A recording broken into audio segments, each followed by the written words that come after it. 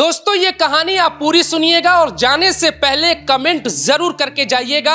आप ये देख पाएंगे कि हम और आप जिस समाज में रह रहे हैं हमारे आसपास कितना बड़ा खतरा तैयार हो गया है। एक स्कूल, 5 बेटियां और उन बेटियों के पीछे 10 से 15 भाईजान।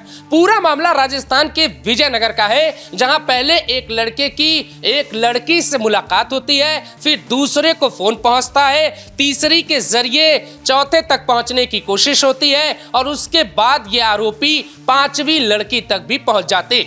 इसके बाद खुलता है कांड। आईपीएस श्याम सिंह कई टीमें बनाते तो जांच में पता चलता है 5 लड़कियों को बुर्का पहनाने की बड़ी प्लानिंग चल रही थी। उन्हें मस्जिद में ले जाने का जाल बिछाया जा रहा था, जिसके बाद सवाल उठे जब दिल्ली में मोदी हो और राजस्थान में मोदी के चहेते भजनलाल शर्मा मुख्यमंत्री हो तो इतना बड़ा कांड राजस्थान में आखिर हुआ कैसे। इधर योगी आदित्यनाथ की सरकार में तो दोस्तों ऑपरेशन लंगड़ा चलाकर शोधों को सबक सिखाया जा रहा है, तो राजस्थान में शोधों ने ऐसी हिमाकत कैसे कर दी कि पूरे जिले के लोगों के पैरों के नीचे से जमीन खिसक गई। प्रशासन के हाथ पांव फूल गए। आनन फानन में वहां के मुख्यमंत्री को भी ध्यान देना पड़ा। जिले के एसएसपी श्याम सिंह के भी हाथ पांव फूले। पूरी कहानी शुरू होती है राजस्थान के ब्यावर जिले के विजयनगर इलाके से, जहां एक स्कूल है। आसपास के गांवों की बेटियां हाई स्कूल और इंटरमीडिएट की पढ़ाई के लिए जाती। मोहम्मद लुकमान और रेहान एक साजिश रचते हैं। स्कूल के आसपास में जो दुकानें आमतौर पे लगी होती हैं, वहां से लड़कियों को संपर्क करने की कोशिश करते हैं। वहां पड़ताल करते हैं कि भाई लड़कियों का नाम क्या है। वहां से इंस्टाग्राम पे जाते हैं, वहां उन लड़कियों को खोजकर हाय हेलो का मैसेज भेजते हैं। लड़की से बात शुरू हो जाती है और ये सभी उन बच्चियों को बहलाने फुसलाने में लग जाते हैं, क्योंकि उनकी उम्र कम है और वो सभी नाबालिग है। इसीलिए उन्हें प्रलोभन और लालच दोनों दिया जाने लगा। एक लड़की मोहम्मद लुकमान के संपर्क में आ जाती है। मोहम्मद लुकमान के सहारे उसके कई दोस्त स्कूल की 5 लड़कियों के संपर्क में आ जाते हैं। इन चेहरों को ध्यान से देखिए। जो 5 लड़के पुलिसकर्मियों के कदमों में बैठे हैं, दरअसल ये वही पापी है जिन्होंने पूरी कहानी स्कूल के आसपास रची। एक का नाम है मोहम्मद रिहान, दूसरे का है सोहेल मंसूरी, तीसरे का लुकमान, चौथे का अरमान पठान और 5वें का है साहिल कुरैशी। इनके अलावा एक नाबालिग भी पकड़ा गया है। पुलिस ने 9 आरोपियों को गिरफ्तार किया।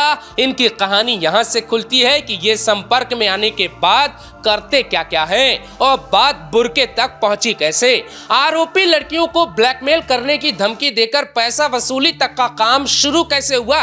एक पीड़िता घर में चोरी करते पकड़ी गई। तब पता चला कि उसके पास एक फोन भी है, जो फोन परिवार के किसी सदस्य ने नहीं बल्कि लुकमान ने दिया है। परिवार के सदस्यों ने जब जोर देकर पूछा तो पता चला कि मोहम्मद लुकमान का इसमें नंबर भी है। घर वाले लड़की पे नजर रखने लगे। एक दिन लुकमान उस लड़की को कब्रिस्तान में मिलने के लिए बुलाता है। वहां उसके साथ जोर जबरदस्ती करता है। जैसे ही वो चिल्लाती है, लड़की पे नजर रख रहे घर वाले तुरंत कब्रिस्तान में पहुंच जाते हैं। वहां लुकमान भागता नहीं बल्कि उल्टा लड़की के घर वालों को ही धमकाता है। सब डर के वापस लौटते हैं और थाने में मुकदमा दर्ज करवाने जाते हैं। वहां एक केस दर्ज होता है। पुलिस पड़ताल करती है और यही होता है चौंका देने वाला खुलासा। पता चला कि सिर्फ एक लड़की नहीं बल्कि एक ही स्कूल की 5 लड़कियां हैं और इसमें आरोपी सिम कार्ड देने वाला भी है। वो कैफे का संचालक भी है, जहां ये सभी बैठकर बच्चियों का ब्रेन वॉश करते थे, उन्हें समझाते थे, उन्हें बहलाते थे, फुसलाते थे और उन्हें लालच भी देते थे। और यहीं से एक बड़ी कहानी भी रचते थे।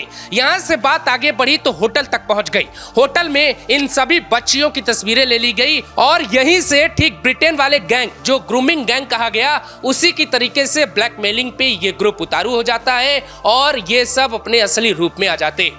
इनका मकसद क्या था इन बच्चियों को यहाँ बुलाने का। एक लड़की ने पुलिस को बयान में ये बात कही है कि वो मुझे धमकी देने लगा कि तुम बुर्का पहनो, इस्लाम कबूल करो, मेरे साथ मस्जिद चलो। तो दूसरी लड़की के साथ भी कुछ ऐसी ही कहानी हुई। तीसरी लड़की ने पूछताछ के दौरान बताया, इसने इस्लाम कबूल करने से इनकार करने पर मुझे पीटा भी। एक लड़की यहां तक कहती है, सोहेल ने मेरे साथ जोर जबरदस्ती की और एक बार बोला कि तुम ऊंची जाति की लड़की हो, तुम्हें बेचेंगे तो 20 लाख रुपए मिलेंगे, और तुम छोटी जाति की हो, तुम्हें बेचेंगे तो 10 लाख रुपए मिलेंगे।